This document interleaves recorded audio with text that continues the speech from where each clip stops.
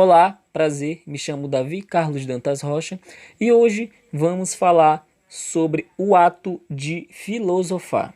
Antes de a gente iniciar a falarmos sobre este assunto, nós temos que conversar sobre algo importante ou deixar claro algo importante, que o ato de filosofar, que a filosofia, não é algo acessível apenas para as pessoas sábias, para as pessoas com muito conhecimento ou para pessoas loucas. Temos que retirar um pouco deste preconceito, temos que combater esse preconceito e mostrar que o ato de filosofia ele é um ato feito para todos, que a filosofia é algo para todos, que o ato de filosofia é essencial e necessário para o nosso crescimento como ser humano, para o nosso engrandecimento como humanidade. Dito isso, a gente pode iniciar a nossa aula.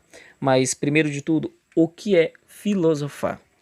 O filosofar é o momento em que paramos para fazermos uma meditação, onde a gente reflete sobre tudo que está à nossa volta. Tudo. Seja ele questões pífias de nossa vida ou até mesmo grandes questões como se estamos só no universo. É o momento onde a gente simplesmente observa e começa a refletir, a pensar sobre o nosso papel dentro do universo e da existência, onde a gente também reflete sobre os nossos atos e ações que temos dentro da nossa vida. Refletimos também sobre os nossos valores e as nossas crenças. E para chegarmos a esse ato de filosofar ou atitude filosófica, é algo até simples. O professor Lucchesi, dentro do seu livro, ele sistematizou esse ato de filosofia, esse ato de filosofar, em 3 pontos, que foram definidos como inventar, criticar e reconstruir. O inventar valores é o momento onde a gente pega um objeto de estudo ou constrói, inventa valores que fazem parte do nosso cotidiano, sejam eles dentro da nossa escola, na nossa família e grupo em que a gente vive.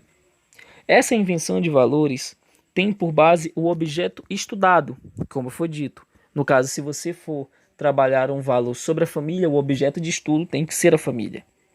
E outra coisa, lembrar que essa formulação ela não é abrangente do inventar, do criticar e reconstruir. Ela não é algo abrangente, mas dá muito bem para se trabalhar com um pequeno objeto que a gente escolheu.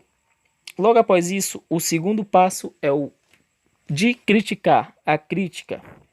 Nesse momento, a gente pega o valor que a gente está trabalhando e começa a criticá-los em todos os ângulos e possibilidades. Em uma forma de penetrar, de estar dentro dos valores, de observá-lo, de vê-lo, de pegar em todos os seus ângulos todas as possibilidades de crítica. É uma forma de colocar em xeque, uma forma de questionar o porquê daquele valor. Logo após esse processo de crítica, entramos num processo de reconstrução.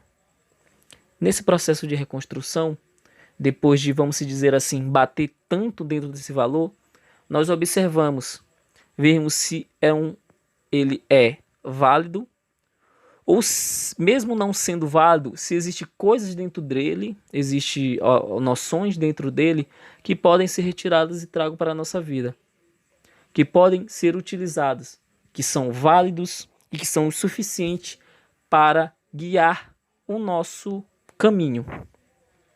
Para exemplificar de uma forma bem melhor, eu utilizei um exemplo, que veremos agora, um exemplo para trabalharmos sobre isso, que no caso eu usei o exemplo do miojo. Nesse exemplo, nós trazemos o miojo como um objeto de observação, em que no caso o valor seria que não devemos comer miojo, não comer miojo e assim por diante. Após inventarmos esse valor, nós começamos a criticá-lo. Por que não devo comer miojo? Por que as pessoas dizem isso?